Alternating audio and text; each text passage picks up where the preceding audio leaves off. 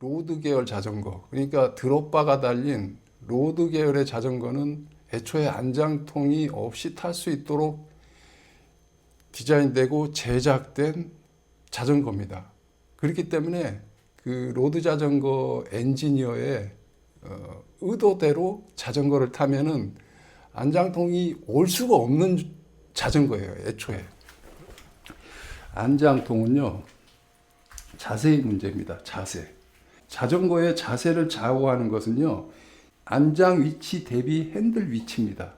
안장통의 원인은 요거 하나로 끝이에요. 안장통은. 그러니까 안장통은 안장 때문에 생기는 게 아닙니다. 물론 안장하고의 마찰 때문에 생기는 거지만은 이 안장의 마찰은요, 안장 위치 대비 핸들 위치에 따라서 이 마찰 강도가 달라집니다. 근데 로드 자전거 계열은 어떻습니까? 이거는 지금 그래블이거든요. 그래블 어때요? MTB보다 헤드셋과 이 안장 간의 거리가 있죠. 훨씬 길죠? MTB는 한 요 정도 될 겁니다. 같은 사이즈라 그러면은. 그러면 어떨까요? 같은 낙차라도요, 허리가 더 펴져. 왜? 가깝기 때문에. 보세요. 제가 같은 위치인데도 불구하고 어떻게 달라지는지 볼게요. 여기라 그러면 어떨까요? 이만큼 펴지죠? 여기라 그러면 어떨까요? 이만큼 펴지죠? 여기라면 어떨까요? 이만큼 구부려지죠? 그러니까 거리에 따라서 이 몸무게의 배분이 앞으로 쏠리고 엉덩이로 쏠리고 하게 돼요. 그리고 또 한 가지 더 있습니다. 드롭바 같은 경우는 되게 요상하게 생겼죠? 이렇게 굳이 구부려 놨어. 왜 이렇게 만들었을까요? 그냥 일자로 만들면은 이 변속기, 레바 이런 거 설치하기도 쉽고, 이거 제작도 이렇게 복잡한 메커니즘을 넣을 필요가 없기 때문에 원가 절감도 되고 부품의 단순화도 될 수 있고 또 사용도 편리해요. 이거 같은 건 듀얼 레바로 만들어야 돼. 왜? 이런 이상한 형태의 핸들에다가 기능을 때려 넣다 보니까 브레이크하고 변속하고 겸용하는 듀얼 레바로 만들어야 된다고. 왜 이런 어려운 점을 감수하면서 굳이 드롭바를 달았냐는 얘기겠죠. 로드 계열의 자전거는. 이 낙차를 만들어주기 위한 거예요. 허리 수그림을 조정해주기 위한 거예요. 지금 보시면은 여기하고 탑하고 거리가 거의 비슷하죠? 그런데도 불구하고 낮기 때문에 더 수그려지는 거예요. 근데 여기는 더 낮아. 그런데 이 후두를 잡을 때하고 그다지 자세의 변화가 없어. 왜? 낙차는 심해졌어도 여기는 가깝고 여기는 더 멀기 때문인 거예요. 그래서 이걸 리치라 그러거든요. 여기 이 탑에서 후두 있는 데까지. 그래서 이게 리치가 길수록 더 에어로 자세가 깊게 나오게 되는 거예요. 그리고 이 드롭이 깊을수록 더 에어로 자세가 만들어지는 거죠. 그래서 요새 자전거들은 이 편함을 추구하기 때문에 짧은 리치와 짧은 드롭 이런 핸들을 쓰는 거예요. 그런데다가 이것도 허리에 부담이 된다고 해서 이 스템을 갖다가 또 짧게 쓰는 분들이 있어요. 그렇게 해서 어떻습니까? 가까워져. 가까워지면 뭐라 그랬습니까? 제가 같은 낙차라도 낙차가 되게 심해 보여도 이렇게 서 상체가. 그렇게 되면 어떻게 됩니까? 압박이 심해지는 거야. 자전거에 얹어 올라탄다는 거는 주행하려고 타는 거잖아. 그렇기 때문에 비벼진다고. 내가 아무리 안정된 자세를 취해도 노면이 항상 벨로드럼처럼 이렇게 고른 노면이 아니잖아. 우리 생활 환경에서는. 그렇기 때문에 비벼질 수밖에 없고 내 몸무게를 많이 실을수록 강한 비빔이 생긴다는 거예요. 근데 이렇게 됐을 때 어떻습니까? 몸무게가 덜 실리겠죠? 이때는 90% 실리다가 이때는 한 50% 미만이 실리는 거야. 그러면 어느 때 더 고통을 크게 느낄까요? 당연히 선 자세가 더 크게 느낄 수밖에 없는 거야. 그래서 에어로 자세는요, 속도를 위한 것만이 아니야. 핸들을 이렇게 이따구로 만들어 놓은 이유가 먼 거리를 빠른 속도로 안장통이 없이 갈 수 있는 메커니즘이라는 거예요. 그러니까 이게 에어로를 위해서만 우리가 세팅을 이렇게 하는 게 아니라고. 멀리 가기 위해서는 고통이 없어야 돼. 그 가장 큰 고통이 뭡니까? 안장통이야. 그래서 장거리를 즐기는 분들일수록 스텝을 긴 걸 써요. 왜? 더 멀어져 가지고 체중 분배가 더 쉬워지거든. 에어로도 나오니까 더 고속 항속에 더 유리하고. 그러니까 단순히 고속 항속을 위해서 그러는 게 아니라고. 수그림이 깊어질수록 안장통도 경감되는 자세가 되는 거예요. 그리고 이렇게 할수록 다리에 힘을 쓰기가 더 좋아져. 그래서 댄싱 할 때도 이렇게 드롭 잡고 댄싱 하는 분들이 많아요. 자전거 오래 타신 분들은. 저도 그렇고. 이럴 때 오히려 더 힘이 덜 들어. 그리고 상체 위치로만 안장통을 경감하는 게 아니에요. 자전거를 타면은 로드 자전거일수록 그래요. 계속 페달질을 합니다. 항속 유지를 위해서. 동네 마실 가는데 굳이 뭐 빨리 갈 필요가 없지 않습니까? 로드 자전거는 장거리 가야 되기 때문에 저기 어머니 그 뭐 두물머리에 핫도그 먹으러 가려고 그러면 부지런히 가야 될 거 아닙니까? 마냥 가다가는 거기 해지기 전에 도착 못 해. 그래서 어느 정도 이렇게 쭉 뻗은 데에서는 달려줘야 돼. 그래서 주구장창 페달링을 하는 경우가 많아요. 그때 힘을 아껴야 돼. 이 다리의 근력으로만 주구장창 페달링 하면은 여러분들 10분이 뭐야? 5분도 안 돼서 털려 다리. 이거 뭐 젖산 쌓이고 막 그래가지고 금방 털린다고. 다리에 알배겨. 그렇게 해서는 자전거 못 타요. 오래. 내 몸무게를 이 동력으로 이용하는 거야. 그래서 덜 지치게 고속을 내고 장거리를 오랫동안 편안하게 탈 수 있는 거예요.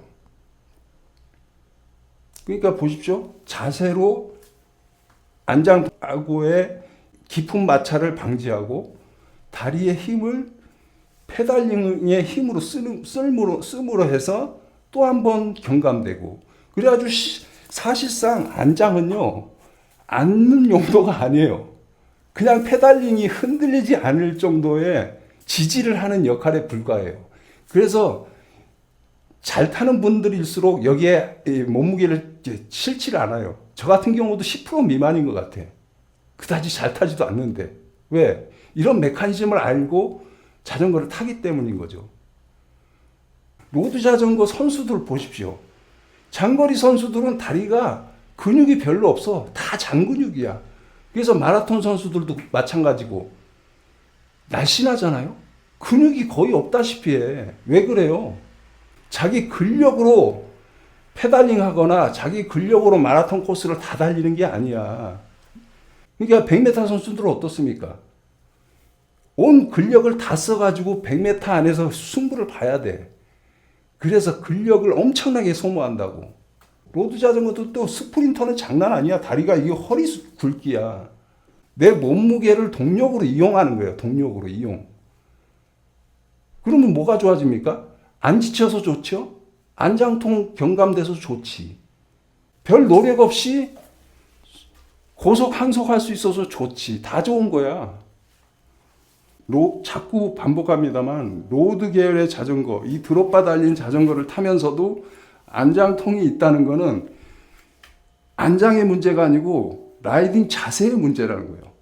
아니면 피팅의 문제라든지. 이게 너무 허리가 굽어지는 걸 부담스러워가지고 막 너무 짧게 했다든지, 리치를 갖다가. 그리고 헤드셋을 올려가지고 너무 높게 했다든지. 기껏 비싼 로드 자전거 사가지고 이렇게 불편하게 생긴 자전거 사가지고 하이브리드 세팅, 미니벨로 세팅으로 타시는 거라고. 되게 어색한 자전거가 되는 거야. 그러니까 불편하기만 하고 장점은 싹 죽여버리는 거지. 그럴 바에야 애초에 그런 장점을 가진 하이브리드나 미니벨로나 MTB를 타는 게 낫지. 굳이 왜 로드 자전거를 타냐고. 바퀴도 얇아가지고 위험한데. 그러니까 이거는 지금 그래블이거든요. 여기 보십시오. 이거는 제가 타는 로드거든요. 같은 사람이 타는 자전거인데 안장 높이는 똑같죠. 그런데 핸들은 적어도 한 20cm 이상 낮아. 그러니까 낙차가 더 심하다는 거지.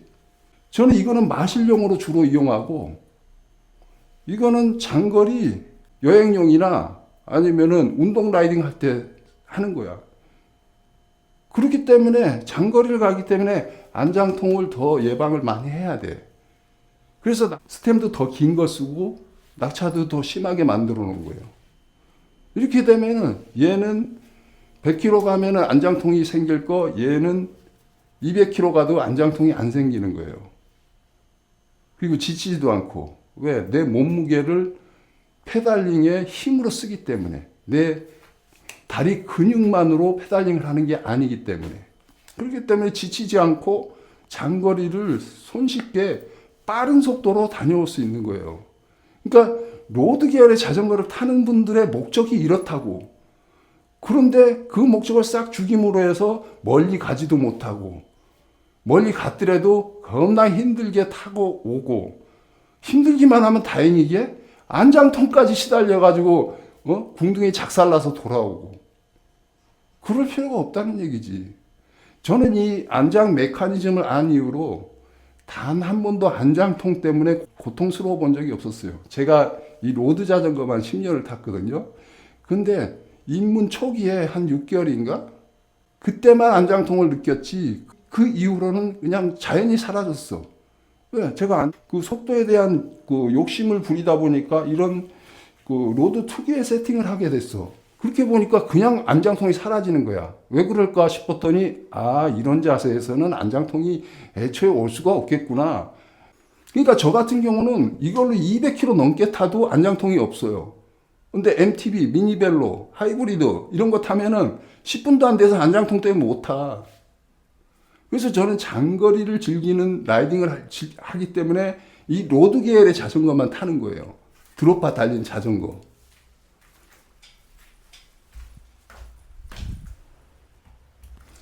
그러니까 보십시오. 여러분들이 안장 마케팅에 속아가지고 이 안장 저 안장 다 써봐도 뭐 수백만 원 써봐도 안장통이 개선이 안 돼. 그런데 토토로 말 들어보니까 로드 자전거 타면 안장통이 없다 그러네. 근데 로드가 타기 싫어. 그리고 구부린 이 자세가 나는 도저히 감당이 안 돼. 그러신 분들은 한번 운동을 해보세요. 유연성을 길러보세요. 순발력을 길러보시라고. 그래도 정 안 되면은 하이브리드라도 이 스템을 긴 거 쓰세요. 그러면 제가 말씀드렸죠? 같은 낙차라도 이 리치가 길어지면 더 수구리 자세가 잘 나와. 그렇게 해가지고 타보세요. 그럼 속도도 빨라지고 안장통도 덜해져요. 미니벨로도 마찬가지예요. 미니벨로 드롭바 튜닝 하는 분들이 있죠? 그분들이 왜 폴딩 하는데도 방해되는데 드롭바를 다냐는 얘기죠. 장거리에 좋기 때문인 거야. 장거리 좋다는 거는 제가 말했다시피 빠른 속도만이 중요한 게 아니라고. 고통이 없어야 돼. 안장통. 그것 때문에 드롭바를 다는 거예요. 그걸 모르고 다는 분들도 있어. 물론 에어로 자세를 위해서만 다는 분들도 있어. 그런데 그런 효과가 난다는 거지. 자기도 모르는 사이에. 근데 미니벨로에는 한계가 있어요. 왜 그러냐면은 이 스템이 없거든. 미니벨로에는. 그래서 여기에 그대로 달게 돼. 그래서 가급적이면은 이 드롭바를 달려고 하면은 리치가 긴 드롭바를 달아야 효과가 커요. 근데 미니벨로 같은 경우는 폴딩도 해야 되고 자꾸 앙증맞은 게 특징인데 여기다가 이렇게 리치 긴 걸 달아봐. 그건 미니벨로답지가 않아지는 거지. 불편해지는 거지. 그래서 어쨌든 그런 무리수도 있다. 그렇지만 적어도 로드 자전거를 타고 있는데 안장통이 온다. 그러면은 이런 피팅을 이제 보시고 적절한 피팅을 하면은 내가 허리가 부담이 이 수구리 자세에 도저히 적응이 안 된다. 그러시면은 그래블로 해가지고 조금 더 부담이 덜한 자전거를 탄다든가 그렇게 하시는 게 좋습니다.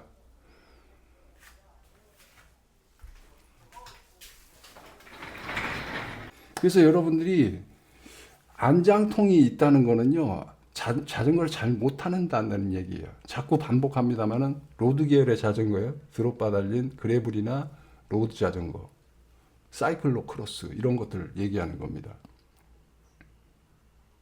그러니까 안장통이 있는데 그거를 안장으로 해결해 보겠다고 하는 거는요, 자기가 자전거를 제대로 못하고 있는데 안장으로 해결하겠다는 거야. 그렇게 해가지고 안장으로 기적적으로 해결됐어. 그럴 일은 없습니다만은. 그거는 물리적으로 불가능한 일이야. 그런데 만약에 그런 기적이 일어났어. 그러면 여러분들은 평생 잘못된 자세로 자전거를 타겠다는 거하고 똑같은 거예요. 안장통이 없어졌기 때문에 잘못된 자세를 고치지 않고 탈 거거든. 그거는 로드 자전거 타는 자세가 아닌 거예요. 안장통이 있다고 하면은.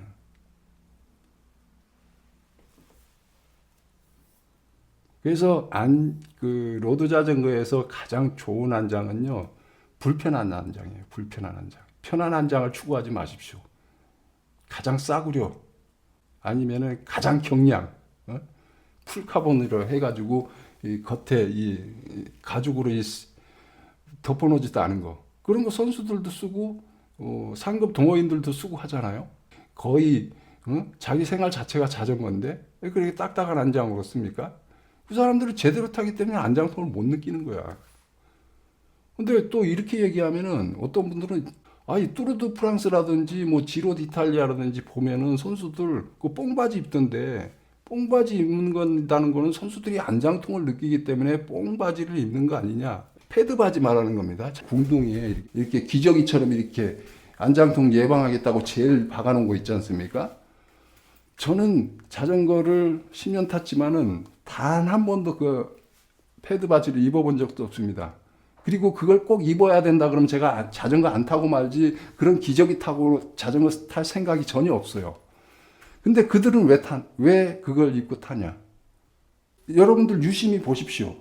그 대회 보면은요, 선수들 얼굴보다 궁뎅이가 더 많이 보여. 그 선수들의 라이딩 자세가 얼굴보다 여기가 궁뎅이가 더 높거든. 그래서 여기에 딱 뭐 라파 뭐 이런 것들 딱 박아놓고 타면은 광고 효과 장난 아닌 거야. 그런데다가 경기 시간이 엄청 길잖아요. 뚜르드 프랑스만 해도 3,000, 4,000km를 갔다가 2주인가 3주인가에 걸쳐서 매일 그렇게 레이싱하는 그런 경기야. 그렇기 때문에 경기 시간이 워낙 길어. 그래서 여기에 로고 박으면은 그 광고 효과가 장난 아닌 거야. 계속 나오는 거야. 그러니까 입히는 거야. 스폰서 모릅니까? 스폰서. 그냥 공짜로 주는 것도 부족해서 돈을 줘. 내 로고 박은 거를 노출시키면은 돈을 준다고. 선수들 입는 거야. 안장통이 있든 없든 돈이 들어오니까. 여러분들 돈 되는 일 뭐 조금 불편한 거 감수하고 안 합니까? 하잖아. 그리고 3,500km를 갔다가 2주 동안 계속 라이딩을 해야 돼. 매일. 그것도 경쟁적으로 탄다는 거는 체력의 극한까지 매일 달린다는 거야. 선수들끼리 경쟁하잖아. 우리하고 타면은 놀면서 타겠지. 근데 수준이 비슷한 사람들끼리 경쟁을 하는데 최선을 다해야지. 자기 체력의 120%까지 끌어내야지. 그럼 어떻습니까? 매일 후반부 가면 털리는 거야. 그때는 뭐 체중 분배고 지랄이고 그런 거 없어. 지치면 안장에 몸무게 지지해야 될 거 아니야. 힘들다고 그 사람들이 자전거 던져놓고 누워서 쉴 수 없잖아. 2등이 들어오는데. 그렇기 때문에 안장 위에서 쉬어야 된다고, 주행하면서. 그렇기 때문에 그때 비벼지기 때문에 패드 바지를 입을 수도 있는 거예요. 1등 들어오는 사람들이 몸성이 들어오는 사람 있습니까? 다 초죽음 돼서 들어와. 그러니까 원래 자기의 자세가 틀어져 가지고 안장에 몸을 싣고 시체처럼 들어올 수밖에 없다고. 그때 비벼지니까 아플 수밖에 없지. 근데 우리는 그렇게 타질 않는다고, 자전거를. 선수들이 처음 출발할 때처럼 쌩쌩한 상태로 마칠 수가 있다고. 동호인들이 타봐야 최장 몇 킬로입니까? 200km야. 200km면은 평속 20km로 가도 10시간이면 갔다 와. 놀고 먹고 뭐 하는 시간 포함해가지고 넉넉 잡고 13시간이면 갔다 온다고.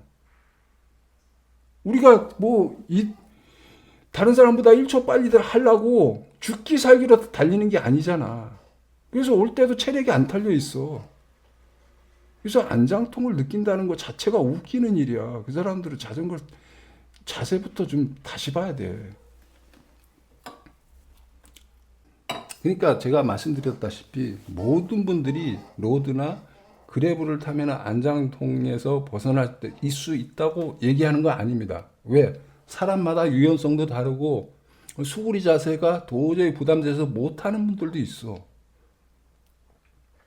그 때문에 그런 분들은 애초에 로드 계열의 자전거에 안 맞는 거야. 자기한테 타고 싶어도 욕망을 접고 다른 계열의 자전거를 타시는 게 맞는 겁니다.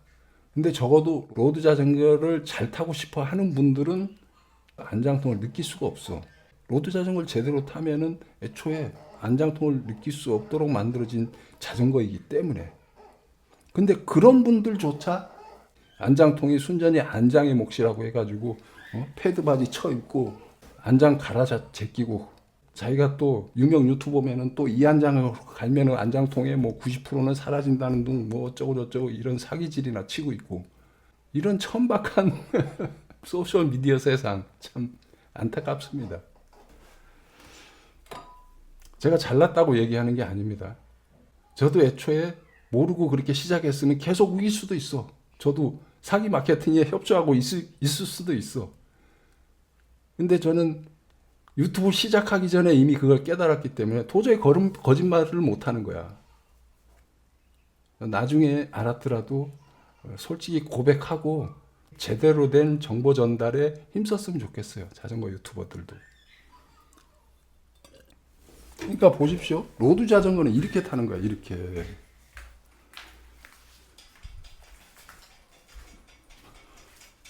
요즘 선수 아닌 분들이 이 정도의 낙차를 준 로드 자전거 타는 분들 거의 보기 힘들 거야.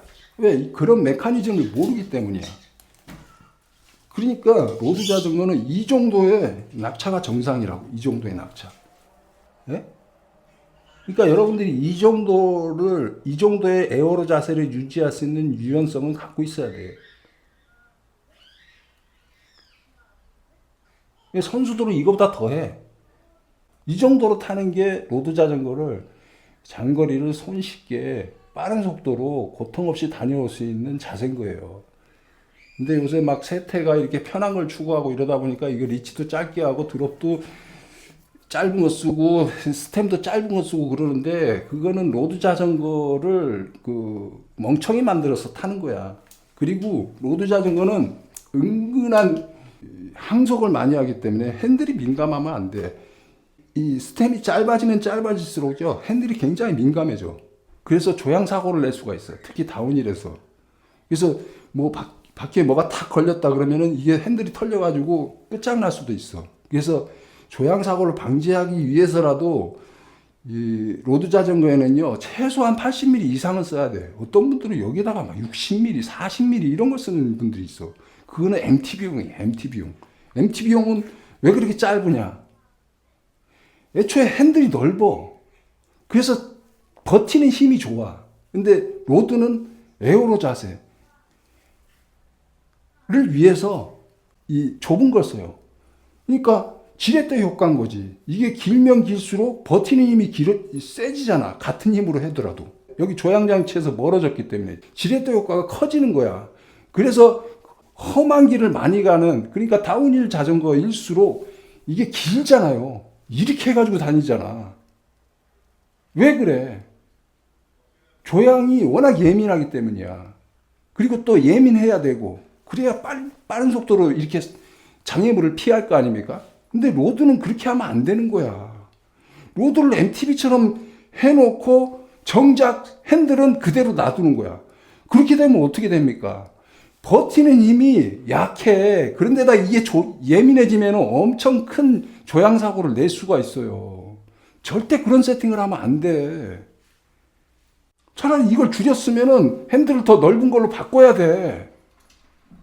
그렇게 해봐야 MTB 타라고. 이렇게 쩍 벌리고 탁 서가지고 로드 타면은 그게 MTB지 로드냐고.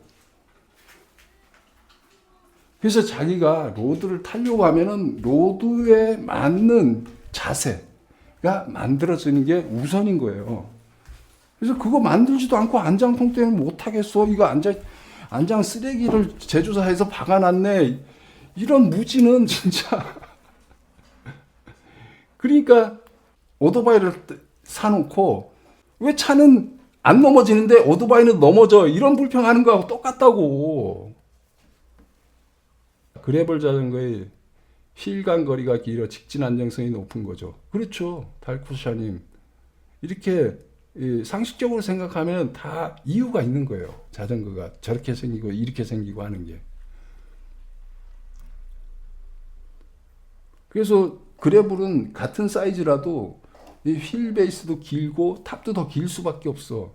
그러니까 같은 낙차라도 이게 핸들하고 안장하고 같은 낙차라도 이 수그리 자세가 더 나와. 그러니까 제가 제 로드 자전거하고 비교하잖아요. 이게 거의 같은 사이즈의 자전거인데 지금 낙차가 상당해요. 그렇죠? 제 에어로 자세를 한번 봐보세요. 그다지 많이 차이가 안 나. 왜? 얘가 탑이 더 짧거든. 리치가 더 짧거든. 그래블보다. 보세요. 이 정도 나왔어요. 지금 제 수그리 정도를 보십시오. 이 정도 나와요. 제가 드롭을 잡았을 때.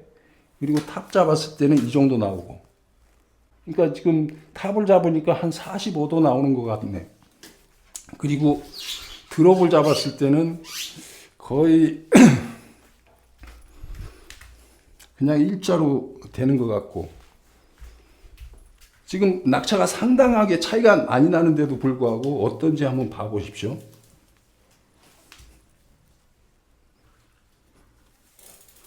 드롭을 잡았어요? 어떤가요? 그다지 차이 없죠? 많이 차이 안 나죠? 물론 얘가 조금 올라가긴 하는데, 이 지금 저 자전거하고 이 자전거의 핸들과 안장의 낙차에 비해서는 그다지 뭐 차이가 없어. 그 차이만큼은 아니야. 왜 그러냐면 이게 멀거든. 탑이 길기 때문에. 그래서 이런 차이가 생기는 거예요. 그렇죠? 탑은 어떤가 봐보세요. 이렇게 되는 거라고. 그리고 제가 안장을 뒤로 앉았을 때는 더 수그려져. 여기도 마찬가지고. 이렇게 했을 때 국내를 뒤로 빼니까 저거보다 낙차가 더 심하게 오죠? 이렇다고요. 이래서 이 뭡니까? 피팅이 이만큼 드라마틱하게 차이를 유발한다고요. 그래서 피팅이 좀 틀어진 상태로 타면은 제대로 된 자세를 만드는데 방해 요소로 작용할 수가 있습니다. 그래서 피팅의 정석을 우선 해놓고 자기가 영 적응이 안 된다 그러면 자기에 맞게 조금 커스텀 하는 거는 좋습니다. 근데 적어도 정석대로 맞춘 다음에 거기서 조금 변형을 하는 것이지, 그냥 무턱대고 자기 몸에 다 때려 맞추면은 그거는 순서가 아니라는 거죠. 순서가 거꾸로 됐다는 거죠. 그러니까 사람마다 저 같은 경우는 다리는 짧고 상체가 길거든요. 그렇기 때문에 이제 스템을 다른 사람보다 훨씬 길게 잡아. 평균적인 에어로 자세가 나오려고 하면. 이렇게 이제 이런 개인화가 필요하다는 거죠. 그리고 적어도 피팅할 때 건들지 말아야 될 부분이 딱 하나가 있어요. 다른 거는 몰라도 안장의 수평은 건들면 안 돼요. 이것도 안장통하고 관계가 있어요. 어느 정도 막 빡센 라이딩을 하는데 장거리야. 그러면은 은연중에 이 몸무게를 지지할 수도 있어. 비빌 수도 있다고. 그러면은 여기 앉았다, 여기 앉았다, 여기 앉았다 하면서 자꾸 자세를, 마찰 부위를 바꿔주는 동작이 필요해요. 그렇기 때문에 이게 코가 이렇게 수평이 아니고 어딘가로 이렇게 어그러져 있으면은 안 좋다는 거지. 이쪽으로 왔는데 너무 높아지면은, 이게 만약에 높아진다 그러면 다리가 너무 펴져가지고 다리에 부상을 입을 수도 있고, 이 앞으로 왔는데 이게 앞에 코로 이렇게 막 너무 이렇게 수그려들어 있으면은 이게 뭐 펴지다 요 정도 막 최대 평균 요거밖에 안 돼. 그러면은 다리에 또 젖산이 쌓일 수 있고, 그래서 자세가 안 좋다고. 그래서 이게 수평인 게 좋고, 그 다음에 에어로 자세일 때 이게 뭐 여기 거시기에 이렇게 막 압박이 심해가지고 이걸 코를 수그리는 분들이 있어요. 그런 분들은 지나치게 안장 그 몸무게가 앞으로 쏠려가지고 어깨 결림, 손목 저림 이런 거를 겪을 수가 있다고. 그래서 수평이 좋습니다. 그러니까 거시기 압박이 온다. 그러면 그런 분들은 몸무게를 너무 지지하는 거야. 그러니까 다리의 근력과 허리에 이 근력을 키워가지고 허리에서 버티는 힘, 다리에서 페달링으로 내 몸무게를 쓰는 그런 체력 상태, 유연성, 순발력 이런 것들을 기르는 게 중요한 겁니다. 그러니까 고통이 오면은 그냥 대부분이 라이딩 자세의 문제예요. 그러니까 안장이 잘못됐느니 뭐 피팅이 잘못됐느니 이것보다 내 라이딩 자세부터 점검을 해보세요. 그러니까 제가 말씀드렸죠. 여기에 압박이 온다 그러는 거를 다른 사람들 보면은 뭐 전립선 안장으로 바꿔라 그러잖아. 근데 저는 그런 말 안 하잖아. 여기에 너무 지나친 몸무게를 실는 잘못된 페달링 하고 계시지 않냐. 이거부터 점검하라고 얘기하잖아요. 이게 정석인 거야. 잘못된 자세는 내비두고 자꾸 기계 탓을 하는 거야. 툴 탓을 하는 거야. 장인은 툴 탓을 안 해. JONG님, 종님, 타면 탓으로 피팅이 왜 필요한지 알겠더라고요. 예, 맞습니다. 피팅 얼마나 중요한데. 그런데도 불구하고 요새 어떻습니까? 자전거들 나오는 꼬라지들이 일체형으로 나와. 스템 일체형, 핸들 일체형. 곧딱으로 만들어 놓고 또 그것도 케이블도 풀 인터널 이렇게 때려 넣어놔. 그럼 피팅은 불가능해. 사람들의 몸이 다 똑같다는 가정하에 그렇게 만들어 놓는 거야. 진짜 무책임한 짓인 거야. 그게 잘 팔린다고 그따구로 만드는 거지. 그게 자전거 전문 회사들이 할 짓인가요? 그게 양심에 맞는 일일까요? 아니 처음에 맞다가도 자기가 유연성이 좋아지면은 뭐 낙차를 더 심하게 변경할 수도 있고 그런데 불가능해. 헤드셋도 전용으로 나와 요새는. 헤드셋 스페이서조차도. 뭐 스페이서가 범용이라 해봤자 케이블 길이를 그냥 안으로 인터널로 해놓으니까 딱 맞춰놓으니까 스페이서 조정하는 것조차도 케이블링을 새로 해줘야 되는 형편이라는 거지. 그래서 그런 일체형 자전거는 좋은 게 아니야. 보기에만 좋은 거야. 내 몸이 중요한 거지 자전거 디자인이 더 중요한 겁니까? 여러분들은 내 몸을 망가뜨리면서 자전거 패션을 챙기는 거야. 이 일체형 사는 거는. 그래서 제가 계속 말씀드리잖아요. 피팅이 그게 중요하다고. 근데 사람의 몸은 다 일괄적으로 딱 산수처럼 떨어지는 게 아니야. 개인마다 조금씩 차이가 나. 그래서 긴 스템을 쓰려고 하면 이게 일체형이 돼서는 어떻습니까? 핸들 갈아야지. 이것도 일체형이니까 다 갈아야 돼. 이것만 갈면 될까요? 케이블링 다시 해야 돼. 왜? 요새 유압방 그 방식이잖아. 그리고 케이블 그 길이도 바꿔야 돼. 이거 길이를 변경했잖아. 이 길이에 딱 맞춰서 풀 인터널로 딱 해놨는데 그냥 억지로 하면 이 안에 구겨 넣어가지고 여기서 치는 소리가 나요. 그리고 더 길게 하려고 하면 짧아서 안 돼. 땡겨져. 그래서 핸들이 간섭이 생길 수가 있어. 여기다 다 때려 넣었기 때문에 헤드셋에다가 억지로. 그래서 풀 인터널 좋은 게 아니야. 그런데도 불구하고 사람들이 그것만 찾으니까 요새는 케이블 나온 자전거를 더 보기가 힘들어. 싸구려 아니면 없어. 레저용 급에 들어가는 것들은 없어. 그래서 선택권 자체가 박탈된 거야. 그래서 처음에 애초에 출고할 때 자기한테 딱 피팅되는 것을 샵 주인한테 부탁을 해야 돼. 요것만 갈 수가 없다고. 요것만 갈 수가 없다고. 다 갈더라도 케이블도 다시 해야 돼. 이게 뭐 하는 짓이냐고. 단지 보기 좋은 콕핏을 위해서 이 많은 것들을 희생하는 게 그 일체형 핸들바라는 얘기죠. 피팅의 대다수가 핸들 쪽에서 일어나. 근데 그걸 일체형으로 만들어 버리니까 어떡하냐는 얘기지.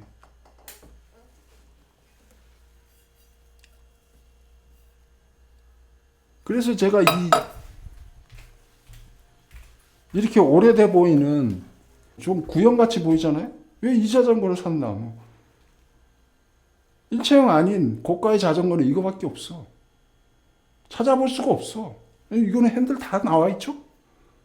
그러니까 이거 내 마음대로 스텝 내가 원하는 대로 조정하고 각도도 조정하고 내가 집에서 간단하게 5분이면 끝날 거를 이거 다 갈아야 돼. 케이블링 또 다시 다 해야 돼. 멀쩡한 케이블을. 바테이프 다 풀고. 그러니까 소비자의 무지가 업계에 이런 양심 없는 장사로 나타나고 있는 거예요. 그러니까 제가 계속 얘기하잖아요. 무지도 죄라고 요새는. 뭐 제가 무지하지 않다는 얘기가 아니고 무지를 조금이라도 벗어난 사람 입장에서는 지금 통탄할 일이야. 자전거를 사고 싶어도 살 자전거를 찾기가 힘들어.